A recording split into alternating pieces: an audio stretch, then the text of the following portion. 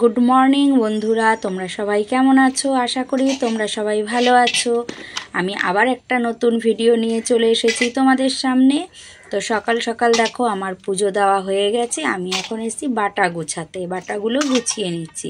রোজ এটা আমার হয় না, সকাল সকাল পুজো। শনি রবি সোম এই 3 দিন আমি সকালবেলা সমস্ত কাজ সেরে স্নান করে পুজো দিয়ে নিই। আর কিন্তু অন্যান্য দিন আমার হয় না, কারণ অন্যান্য দিন বাইরের কাজকর্ম বাসি কাজ সেরে আমার ঢুকতে হয় রান্নায়, যেহেতু তোমাদের দাদা সকালে কাজে যায়। কিন্তু আজকে আমার হয়ে গেছে, কাল থেকে আর হবে না। তো দেখো পুজো দিয়েছি, আর এই ফুলটা রেখে দিয়েছি মা পুজো দেবে বলে। তো পুজো দিয়ে ঘরে চলে এসেছি। ঘরের অবস্থা দেখো, জামা কাপড়, প্রচুর জামা কাপড়, বিছানার এই অবস্থা। আর ছেলে ঘুমোচ্ছে এখন আমি কি করব বলো তো? এই জামা কাপড়গুলো সব গুছিয়ে নেব, সব এখন গুছাবো জামা কাপড় বসে বসে। এত জামা কাপড় সময় লাগবে গুছাতে। তো চলো দেখো, আমার জামা কাপড় গুছিয়ে বিছানার এক সাইড গুছিয়েছি, একটা পাশ আমি সুন্দর করে গুছিয়ে নিয়েছি। কিন্তু বিছানা ঝাড়া হয়নি, যেহেতু ছেলে ঘুমোচ্ছে। ছেলে উঠলে তারপর আমি বিছানা ঝাড়বো, আরও একটু ভালো করে গুছিয়ে নেব। ঘরের সমস্ত কাজ সেরে বসে গেছি ভাত খেতে। তো তোমাদের দাদাকেও দিয়েছি, ও খেয়েছে, আমিও খেয়ে নিচ্ছি। কি হয়েছে বলো তো? কালকের ভাত তরকারি ছিল, শীতকাল তো ভাত তরকারি থাকলে অসুবিধা হয় না, আর কিছু নষ্টও হয় না, কোনো সমস্যাই নেই। দুজনে বসে গেছি খেতে। তো যাব এখন একটু দুইজনে মিলে যাব একটু বাজারে, বুঝেছো তো? একটু বাজারে যাব। আর এই খাবারগুলো সব শেষ করে ফেলছি। সকালেই তোমার দাদা খেয়েছে, আমি খেয়েছি। আর যাই হোক, বাসন কোসন রেখে দেবো, পরে এসে মাজবো। বাজার থেকে এসে যাব একটু মুদি দোকানে। কেন বলো তো? ঘরে না একটু আলু নেই, আলু আনতে যাব। একটাও আলু নেই, আর রাস্তায় আলুর দাম না প্রচুর নেয়, এই কারণে বাজারে যাব। তো চলো দেখো, বেরিয়ে পড়েছি তোমাদের দাদা আর আমি। তা তোমাদের দাদা সাইকেলে তো হাওয়া নেই, ও বলছে সাইকেলে হাওয়া দেবো। আমি বললাম ঠিক আছে, তো চলো সাইকেলে হাওয়া দেবে তাহলে হেঁটে হেঁটে যেতে হবে, সাইকেলে ওঠা যাবে না। বলে একা চালাই, আর সেরমভাবে সাইকেলে হাওয়া দেওয়া হয় না। তো বললাম চলো তাহলে হেঁটে হেঁটেই যাই। আর সকালবেলা হাঁটতেও খারাপ লাগবে না, বেশ টুকটুক করে হেঁটে হেঁটে চলে যাব।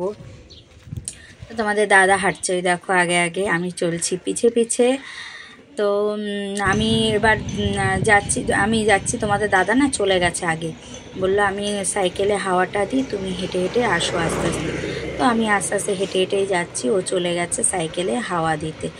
তো দেখো অবশেষে চলে এসেছি দোকানে। যে তোমাদের দাদা আলু আছে, আলু তো আমি বাছতে পারি না, ও বলে আমি নাকি আলু বাছতে পারি না, ও আলু বাছতে পারে। আমি আলু নিলে নাকি সেই আলু ভালো হয় না। ঠিক আছে, ও আলু বাছছে। তো আমি ভাবছি ঠিক আছে তুমি আলু বাছো, আমি তাহলে ভিডিও করি। তো আমাদের মুদি দোকান থেকে আলু নেওয়া হয়ে গেছে। এবার আমরা যাব একটু, কোথায় বলো তো? যাব একটু আনন্দনগরে যাব। তো চলো যাই। তো চলে এসেছি আনন্দনগরে, কিন্তু বাজার যে করছি, যাই নিয়েছি না কেন আমি ঠিকঠাক ভিডিও করতে পারিনি। তো দেখো বাজারে এসে কার সাথে দেখা হলো, দেখি কি মনীষা এখানে বাজারে। ওই দেখো মনীষা আলু বাচ্চা, ও এখান থেকে আলু নিচ্ছে, পাশে ওর বর। কিন্তু ওরা দুজনে এসেছে বাজারে, আমরাও দুজনে এসেছি বাজারে। বাজারে এসে দেখা হয়ে গেছে। আসল কথা কি বলো তো? পৃথিবীটা গোল, বুঝেছো তো? এই কারণেই যে মানুষ যেখানে ঠিক দেখা হয়ে যায়। তো আমাদের বাজার করা হয়ে গেছে, ওদের এখনো হয়নি, ওরা রয়েছে। আর আমাদের হয়ে গেছে, আমরা এখন চলে যাচ্ছি বাড়ি। তো কি কি নিয়েছি তোমাদের কিছু আমি এখানে ভিডিও করে দেখাতে পারিনি, খেয়াল ছিল না। আমি যে ভিডিও করব তাড়াহুড়ো করে খেয়াল ছিল না। তবে আমি কিন্তু এখানে বাজার করতে আসিনি জানো, কারণ দেখো আমি যে আলু নিয়েছি দোকান থেকে, ওই আলুতেই আমার ব্যাগ ভর্তি। আমি এখানে মোটেই বাজার করতে আসিনি। তো দেখো আমি বাড়িতে চলে এসেছি। তো কি কি এনেছি দেখো, আমি এনেছি একটা লোটাসের তোমার লোটাসের ময়শ্চারাইজার এনেছি। আর এনেছি 1 প্যাকেট চাউমিন, একটা ছোট্ট বোরোলিন, যেটা তোমাদের দাদা ওর কাছে রাখবে, বোরোলিনটাও বললো আমার লাগবে। আর এনেছি ব্যাগে আলু। আর এই সবজি বাজার করতে তো আমি যাইনি। আর রসুন এনেছি, রসুনের প্রচুর দাম গো, এত দাম রসুনের কি বলবো। বলে 100 রসুন 50 টাকা, আমার শুনে তো মাথায় হাত। যাই হোক, পেঁয়াজ রসুন আমাদের প্রচুর লাগে, এই কারণে আমি নিয়ে এসেছি রসুন। প্রচুর আমাদের পেঁয়াজ রসুন লাগে গো। আলু, আদা, পেঁয়াজ রসুন এই 3টে আমাদের অনেক লাগে। তো দেখো আমি বাজার থেকে এনেছি ধনেপাতা।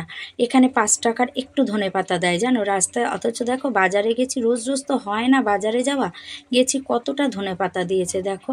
আর এনেছি 2টো ফুলকপি। আমি তো বাজার করতে যাইনি, এর জন্য আলাদা করে আমি ব্যাগ নিয়ে নিই, আর যেই দরকারে আমি বাজারে গেছিলাম সেই কাজটাও আমার হয়নি। তো 2টো ফুলকপি নিয়ে নিয়েছি, আর এনেছি পালং শাক। আর দেখতেই পাচ্ছ সব প্লাস্টিকে প্লাস্টিকে, খুব সাবধানেই এনেছি, ছিঁড়ে গেলেই যেত আমার আর সব কিছু সবজি রাস্তায় পড়ে। আর এনেছি 2-3টে বেগুন এনেছি, বেগুনগুলো বেকাতারা কিন্তু পোকা না, এটাই হচ্ছে কথা, পোকা না। আর এনেছি দেখো একটা বাঁধাকপি এনেছি। আর সাইডে দেখছো এত বাসন রাখা রয়েছে, এগুলো কিন্তু সব এঁঠো বাসন। এখন আমি এই যে সবজি এসব গোছাবো, গুছিয়ে যাব তোমার বাসনগুলো মাজতে, কারণ যে বললাম সকালে যে খেয়েছি তোমাদের দাদা আর আমি খাওয়া দাওয়া করেছি, সেই সব বাসন কোসন রয়েছে। এখন আগের দিনে না টুকটাক তরকারি থেকেই যায় জানো তো। তো দেখো আমার হয়ে গেছে, ওদিকে সব গোছানো হয়ে গেছে, রান্না করব বলে তো গ্যাস ধরিয়ে দিয়েছি। আগে আমি তোমার করে নেবো হচ্ছে গিয়ে তোমার মাছের মাথাটা না ভেজে নিচ্ছি। আমি 2টো মাছের মাথা ভেজে নিচ্ছি, তার কারণ কি রাস্তায় মাছ এসেছিলো, সেখান থেকে আমি মাছটা নিয়েছি। আজকে কিন্তু ফ্রিজের মাছ নয়, এটা রাস্তায় এসেছিলো। তো ওই মাছের মাথা দিয়ে আর এই যে কচুর তরকারি করবো, কচু আর আলু কেটে নিয়েছি, কচু দিয়ে আলু দিয়ে মাছের মাথা দিয়ে আমি তরকারি করব। আমাদের দাদা আবার এটা খেতে খুব ভালোবাসে, বলে ওই মাছের মাথা দিয়ে কচুর তরকারি করবো। তো ঠিক আছে, মাছের মাথা দিয়ে কচুর তরকারি করব। আর বাকি মাছটা কী দিয়ে করব বলো তো? বাকি মাছটা করব তোমার বেগুন দিয়ে আলু দিয়ে কালো জিরে ফোড়ন দিয়ে একটু ঝোল করব বাকি মাছটাকে, বুঝেছো? এই আজকে করব তোমার রান্না। তো আর তোমার মাছে কী দেবো বলো তো?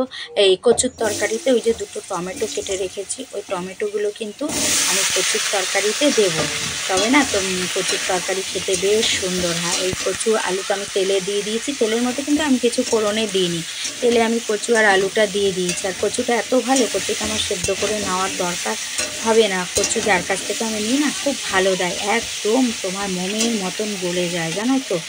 তো আমি এটাকে ভালো করে ভাজা করে নেব। আর কি বলো তো, আমি যে মাছে যে বেগুন আলু দেবো, ওর সাথে না আমি একটু কচুও দিয়েছি, কারণ এই কচুর তরকারিতে আমি পুরোটা কচু দিইনি, কচু আমি অনেকটা রেখেছিলাম। মাছের তরকারিতে কিছুটা দেবো আর কিছুটা তরকারি করছি। আর এতে দিয়েছি আদা আর তোমার লঙ্কা বাটা, একটু জিরার গুঁড়ো, একটু হলুদ গুঁড়ো, তোমার টমেটো সমস্ত দিয়েছি। এবার এটাকে ভালো করে সুন্দর করে কষে নেব। যে কোনো জিনিস যত কষবে, সুন্দর করে কষবে, তত খেতে স্বাদ হবে। আমি মিষ্টিটাও দিয়ে দিচ্ছি, কচুর তরকারি মিষ্টি একটু লাগবে, একটু মিষ্টি দিলে ভালো লাগে কচুর তরকারি খেতে। আর কচুর তরকারিতে মিষ্টি ঝাল এগুলো না হলে না কচুর তরকারি খেতে ভালো লাগে না।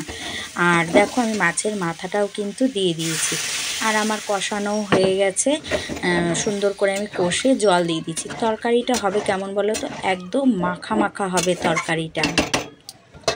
তো দেখো তরকারি আমার হয়ে গেছে, দেখেছো খুব সুন্দর হয়েছে তরকারিটা। তো এখন আমি আবার কড়াই বসিয়ে দিয়েছি, কড়াই ধুয়ে পরিষ্কার করে বসিয়ে দিয়েছি। আর এখন মাছটা ভেজে মাছটা করে নেবো, বুঝেছো তো। মাছ কিন্তু এই মাছ বেশি ভাজবো না, কড়া করে ভাজবো না এই মাছ আমি। তো হালকা করে ভেজে নিয়েছি, নিয়ে কালো জিরে ফোড়ন দিয়েছি, তেলে কালো জিরে ফোড়ন দিয়েছি, দিয়ে তোমার বেগুন আলু আর যে কচু, আর একটু শিম ছিল ঘরে, শিম দিয়েছি। কারণ বলে কি জানো তো, 3 আনাজ খেতে নেই, 3 আনাজ নাকি খেতে নেই, তাই আমি ওর মধ্যে আবার একটু শিম ছিল, তো শিম দিয়ে দিয়েছি। দিয়ে এবার ভালো করে এটাকে আমি তোমার সাঁতলে নেবো, সুন্দর করে সাঁতলে নেবো। লবণ দিলাম, তাহলে একটু মজে যাবে, এর জন্য একটু আমি লবণও দিয়ে নিয়েছি। তো দেখো আমার মোটামুটি কিছুটা সাঁতলানো হয়ে গেছে, তাই আমি দিয়ে দিলাম হলুদ, একটু জিরের গুঁড়ো, হলুদ দিয়েছি, একটু জিরের গুঁড়ো আর লঙ্কার গুঁড়ো দেবো। আদা আর ওই লঙ্কা বাটাটা আমি দেবো না, কারণ এটার মধ্যে আদা যায় না, আদা আমি দেবো না। তো দেখো বেশ সুন্দর করে কিন্তু আমি কষিয়ে নিয়েছি। এবার দেখো জল দিয়ে দিয়েছি, এবার এটা ঢাকা দিয়ে দেবো। এদিকে সবজি রয়েছে, দেখো ওই সবজিগুলো এখন ফ্রিজে ঢুকিয়ে দেবো। তো চলো আজকের ভিডিওটা এই পর্যন্তই। তোমরা সবাই ভালো থেকো, সুস্থ থেকো, সবসময় হাসি খুশি থেকো। আবার একটা নতুন ভিডিও নিয়ে আমি পরের দিন তোমাদের সামনে চলে আসব। তো চলো আজকের মতন টাটা।